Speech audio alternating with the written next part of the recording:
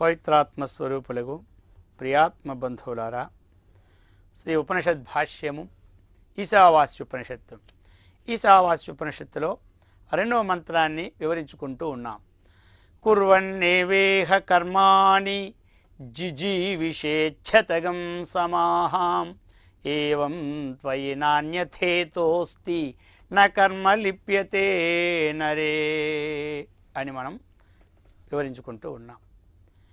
100 సంవత్సరములు జీవించుడికి ఇష్టపడినట్లయినా అంతవరకు కర్మలు చేస్తుండనే ఉండమని చెప్పింది శాస్త్రం. అయితే ఏ కర్మలు మనం చేయాలి, ఏ కర్మలు చేయాలి అనేది ఇప్పుడు ప్రశ్న అన్నమాట. ఈ విధంగా మనకి వేదం చెప్పింది 2 మార్గాల్లో కూడా. ద్వావిమౌ పథ పంథానౌ యత్ర వేదా ప్రతిష్ఠితాః ప్రవృత్తి లక్షణో ధర్మో నివృత్తౌ చ విభావితః. కాబట్టి వేదం కూడా చెప్పింది మనకి ప్రవృత్తి ధర్మము, నివృత్తి ధర్మం. అంటే ప్రవృత్తి కర్మ, నివృత్తి కర్మ అన్నమాట. ద్వావిమౌ అని మనకు చెప్పారనమాట. ఇమౌ ద్వౌ, అది ద్వౌ నిష్ఠౌ అని శాస్త్రం కూడా చెప్పింది.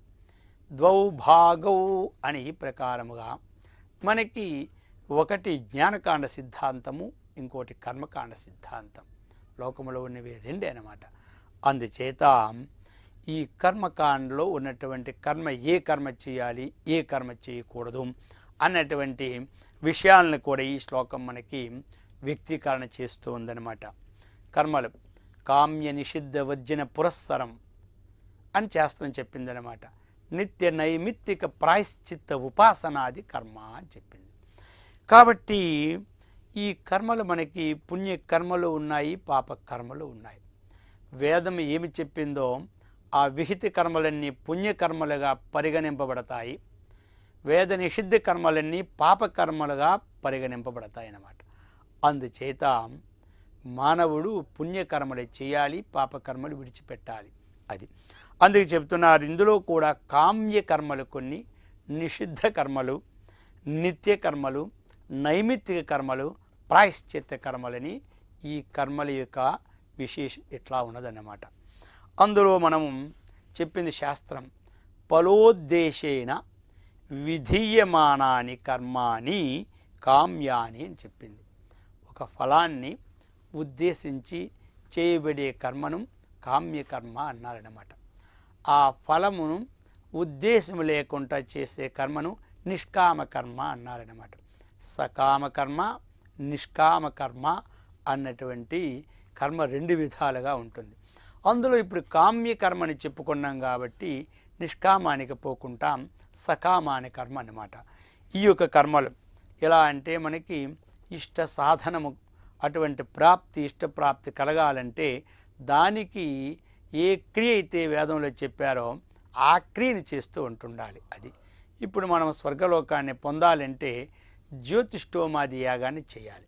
ఆ జ్యోతిష్ఠోమాది యాగం ఎప్పుడైతే చేస్తామో అప్పుడు మనకేమిటి, స్వర్గలోక ప్రాప్తి కలుగుతుందన్నమాట. ఆ విధముగానే జీవనస్య, ఇంకా కొంతమంది ఈ జీవించడానికి తగినటువంటి ఆలోచనతో జీవన్ జుహీయాత్ అనే కర్మ చేస్తూ ఉంటుంటారు. ఈ విధముగా అగ్నిహోత్రం జుహోతి, అగ్నిహోత్ర కర్మను కూడా చేస్తూ ఉంటుంటారు. ఇటువంటి కామ్య కర్మలు అన్నమాట ఇవన్నీ కూడా. ఇంకా మరి కొంతమంది పుత్రులు లేరనుకోండి, అప్పుడు ఏం చేస్తారు, పుత్రకామేష్టి యాగం చేస్తారు. దశరథుడు వారు చేశారని, దశరథ మహారాజు గారు ఇటువంటి యాగాన్ని చేశారన్నమాట. ఆ విధముగా ఇంద్రియ కామ, ఇంద్రియాలన్నీ కూడా సౌష్ఠంగా ఉండాలి అంటే అతను చెప్పాడు దధ్నాజుహుయాత్, ఆ దధి చేత చక్కగా హోమం చేస్తే ఇటువంటివన్నీ కూడా సిద్ధంగా ఉంటాయని. ఈ ప్రకారముగా ఇంకా మరికొన్ని బావుల్ని త్రవ్వించడము, చెరువుల్ని త్రవ్వించడము, బాటసారులకి మధ్య మధ్య ధర్మసత్రాలని కట్టించడము, ఇవన్నీ కూడా మనం పుణ్యకర్మలే అన్నమాట. ఇటువంటి కర్మలు అన్నీ కూడా 2 విధాలు. మనము ఫలమును ఉద్దేశించి చేస్తే ఆ కర్మలకు ఫలం వస్తూ ఉన్నది. అయితే ఫలభావమును విడిచిపెట్టి చేస్తే మనకి ఆ కర్మఫలము రాదు అన్న మాట లేదు, అంటే వస్తుంది అన్నమాట. మనము ఎందుకు అంటే భగవంతుడు మొట్టమొదటి ఏ కర్మ చేస్తే ఏ ఫలితం అనేది నిర్ణయించి పెట్టేసినాడు. అది మనము కోరి చేసినా అంతే ఫలితం వస్తుంది, కోరక చేస్తే ఆ ఫలితం వస్తూ అంతఃకరణ శుద్ధిని కలిగిస్తుంది. ఇది ఇక్కడ విశేషమైన మాట. కోరికతో చేస్తే ఫలితం వస్తుంది, కోరుకుంటా చేస్తే ఫలితం వస్తూ మనకు అంతఃకరణ శుద్ధిని మనకి కలిగిస్తుంది అన్నమాట. అందుకోసం చెప్పినారు ఈ ప్రకారముగా కామ్య వర్జన. అది అందుకని ఆత్మతత్వము కావాలి అంటే ఆ కామ్య కర్మను వదిలిపెట్టాలి. అంటే కామ్య కర్మను వదిలిపెట్టడం కాదు, ఇక్కడ ఆ కర్మ ఫలమునందు మనకి కామ్యం లేకుండా చేయాలి. అంతేగాని కర్మను ఎప్పుడూ వదిలిపెట్టకూడదు. ఎందుకు కర్మ చేస్తూనే ఉండమని చెప్పాడు కదా. జీవించి ఉన్నంత కాలము కూడా కర్మను వదిలిపెడితే ఎట్లా? కర్మను ఎప్పుడూ వదిలిపెట్టకూడదు. భగవంతుడు కూడా చెప్పాడు కదా, కర్మ చేయకపోతే నీకు శరీర యాత్ర కూడా జరగదయ్యా, నువ్వు కర్మ చేస్తూనే ఉండాలని చెప్పినాడు.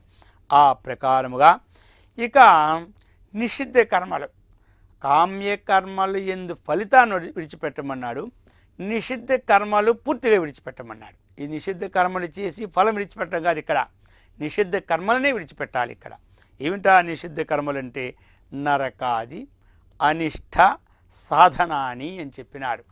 కాబట్టి నరక లోకమునకు వెళ్ళడానికి ఏ క్రియలైతే చేస్తున్నామో ఆ క్రియల పేరు నిషిద్ధ కర్మలు అన్నమాట. అవి ఏమిటవి అంటే చెప్తూ ఉన్నారు, గోవుల్ని హత్య చేయడము, సురాపానము చేయడము, పరదారని అపహరించడము, ఈ విధంగా చేస్తున్నటువంటి కర్మలన్నీ కూడా అవి నరకానికి హేతువులు. కాబట్టి అటువంటి పాపకర్మలు చేయకూడదని చెప్పాడనమాట. మా హింసా సర్వభూతాని మా సురాపానం పిబేత్తు మా బ్రాహ్మణో నహంతవ్య మా బ్రాహ్మణో హంతవ్య. ఈ మాన అనేది అది నిషేధార్థకం అన్నమాట. ఈ ప్రకారముగా చెప్పారు. చెబుతూ ఇప్పుడు ఏం చేశారు, మనకి కామ్య కర్మలు నిషిద్ధ కర్మలు రెండు కర్మలు తెలుసుకున్నామన్నమాట. ఇంకేమి కర్మలు? నిత్య కర్మలు. ఈ నిత్య కర్మలు రోజు మనం చేస్తూ ఉండాలి. ఇవి ఎప్పుడు విడిచిపెట్టకూడదు నిత్య కర్మలు అన్నమాట. నిత్య కర్మలు విడిచిపెడితే ప్రత్యవాయ దోషం వస్తుందని వేదం చెబుతూ ఉన్నది. అకరణే ప్రత్యవాయ సాధనాని సంధ్యావందనాదీని నిత్యాని. నిత్య కర్మలు అంటే ఏమిటి మనం తెలుసుకుంటున్నాం. కాబట్టి ఎవరెవరికి ఏ ఏ కర్మలు విధించి ఉన్నాయో ఆ కర్మలన్నీ నిత్య కర్మలే. మనకి నిత్య కర్మలు అన్నిటప్పుడు 4 ఆశ్రమాలకి నిత్య కర్మలు ఉన్నాయన్నమాట. 4 ఆశ్రమాలకు కూడా నిత్య కర్మలు ఉన్నాయన్నమాట. నిర్నిమిత్తము ఉపాత్త ధృతిక్షయార్థాని నిత్యాని. కాబట్టి నిర్నిమిత్తం ఉపాత్త ధృతిక్షయములన్నీ కూడా మనకి నివారణ కావడానికి ఈ కర్మలు అన్నమాట. ప్రత్యవాయం అంటే ఏంటి? అంగవైగుణ్య నిబంధనే పాపే. కాబట్టి పూజలు హోమాలు ఇలాంటివన్నీ మనం చేసినప్పుడు అక్కడ అంగవైకల్యం అంటే కొన్ని సామాన్లే ఉండవన్నమాట. కొంతమంది ఏం చేస్తారంటే పూజకి ఎంతో లిస్టు రాసేస్తారు పంతులు గారు, కానీ అవన్నీ ఉండాలా అని ఆ సామాన్లే తయారు. ఏమండి పంతులు గారు, అందులో రాశారే కదా, ఏమి ఫలాద్దే ఏదైనా లేకపోతే అక్షతాన్ని సమర్పయామి, యజ్ఞోపవీతార్థ అక్షతాన్ని సమర్పయామి, ఈ ప్రకారముగా వస్త్రార్థ అక్షతాన్ని సమర్పయం అంటున్నారు కదా, అలాగే నైవేద్యమార్థ అక్షతాన్ని సమర్పయానండి అంటాడనమాట. ఈ ప్రకారముగా అలాగ అంగవైకల్యముతో చేస్తే ఆ పూజల్లో దోషం వస్తుంది అన్నమాట. అది చెబుతూ ఉన్నారు. కాబట్టి ఇంత పూజ ఎందుకు చేయాలి? ఏమీ లేక మనం ఆ విధాన సంకల్పం లేకపోతే లేదా భక్తి, చక్కగా ఆ భగవంతుణ్ణి నిర్మలంగా చెప్పారు. పత్రం పుష్పం ఫలం తోయం యోమే భక్త్యా ప్రయచ్చతి తదహం భక్త్యుపహృతం అస్నామి ప్రేతాత్మనః. సరే, ధనముండి శరీరంలో సౌష్ఠవం ఉంటే పూజలు చేయొచ్చు, ఎందుకంటే సార్థక చేసుకోవచ్చు జన్మ. మరి అది ఇది లేనప్పుడు ఏదో పెట్టి దానికోసం ఇదేదో అర్పించే కన్నా భగవంతుడు చెబుతున్నాడు, భక్తితో నాకు కొంచెం జలం ఇచ్చినా చాలయ్యా, ఒక పత్రం వేసినా చాలయ్యా, లేదు చిన్న ఫలం నీకేది శక్తి ఉంటుంది, పత్రమో ఫలమో అది లేకపోతే జలమైనా సమర్పించు భక్తితో అన్నాడు. ఇప్పుడు మనకి రుక్మిణీదేవి ఆ శ్రీకృష్ణునికి ఏమి సమర్పించిందండి?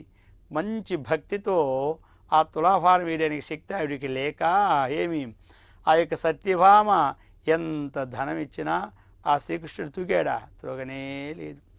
ఆఖరికి రుక్మిణీదేవి ఏం చేసింది? ఒక్క తులసి పత్రం తెచ్చి వేసిందండి. అందులో వేస్తే చక్కగా తులాభారం ముళ్ళు కరెక్ట్ వచ్చింది. అంటే అర్థం ఏమిటి? భక్తి లేని కూడు ఏమి ఎంత పెడితే ఏమి లాభం? చెప్పాడు, గంగి గోవు పాలు గరిటిడైనని చాలు అన్నాడు. కడవ నిండనేమి కర్మపాలు అన్నాడు. గాడిద పాలు ఎన్నుంటే ఏమి లాభం?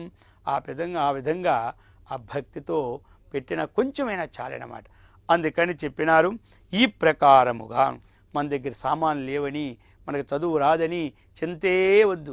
భగవంతు నిర్మలంగా మనం చక్కగా ఒక్క నమస్కారం చేసినా చాలన్నమాట. అర్చనం వందనం దాస్యం సఖ్యమాత్మనివేదనం అని చెప్పారు. అందుకోసం ఇప్పుడు ఈ నిత్య కర్మలన్నీ కూడా ఈ విధంగా మనం ఆచరించాలన్నమాట. అయితే మరి ఈ నిత్య కర్మలన్నీ అందరికీ ఒక్కలా ఉండవు, ఒక్కొక్కరికి ఒక విధంగా ఉంటాయన్నమాట. ఎలా అంటే ఇప్పుడు బ్రహ్మచారి ఉన్నారు, ఆయనకి ఏమి నిత్య కర్మలండి అంటే ప్రాతకాలము, సాయంకాలము, సంధ్యావందనము, వేదాధ్యయనము, గురుకులములో గురువు గారికి భిక్ష తేవడం, ఇవన్నీ వారికి నిత్య కర్మలన్నమాట. ఈ విధంగా అన్నమాట చెప్పినారు. 3 దినాలు కానీ సంధ్యావందనం చేసుకోకువ గాయత్రి మంత్రం పఠించుకుంటూ ఉంటే వారు మరలా ఉపనయనం చేసుకోమని చెప్పింది శాస్త్రం అన్నమాట. ఎందుకంటే దోషమాట అది. ఆ ప్రకారముగా యో అనధీత్య ద్విజో వేదం అన్యత్ర కురుతే శ్రమం సజ్జీవన్నేవతు శూద్రత్వం ఆసు గచ్చతి సాన్వయ అని శాస్త్రం చెబుతుందండి. ఎవరైతే ద్విజ ద్వే జన్మని యస్యాస్తి సా ద్విజ అన్నారు. పుట్టినప్పుడు ఒక జన్మ, ఉపనయన కర్మ అయితే వానికి 2వ జన్మ, వారందరూ ద్విజులేనమాట.